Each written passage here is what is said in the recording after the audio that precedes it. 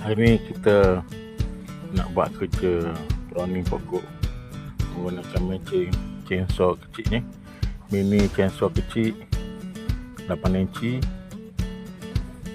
Drakmara ya. Jadi nak dapat apa kebolehan yang mesin ini boleh buat. Dia menggunakan bateri 12 volt ya.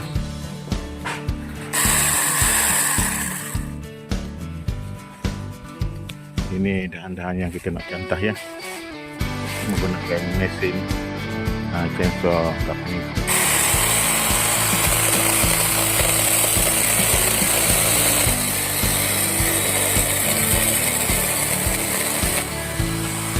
Senang aja ya.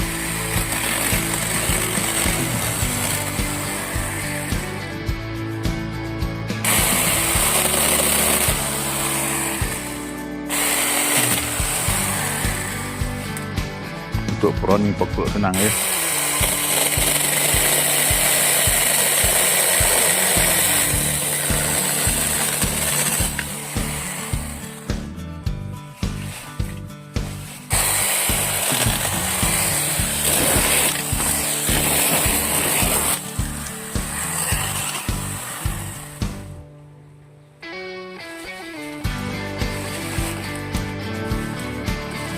Ini dahan yang besar sikit ya, kita ya.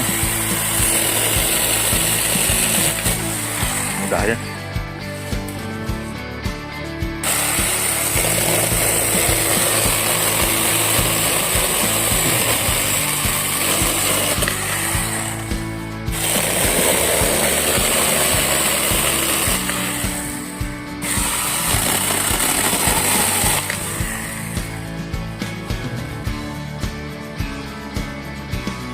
Mesin pemotong chainsaw 8 inci bateri jenama Drakmara, didatangkan dengan beg begini ya.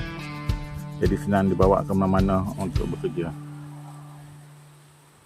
Selepas dahan-dahan pokok kita potong, bersihkan sekitar-sekitarnya, kita akan mula membaja buah ya. Jadi baja super 43 warna biru ya, kita beli semalam untuk dibajakan agar pokok ini dapat cepat berbuah.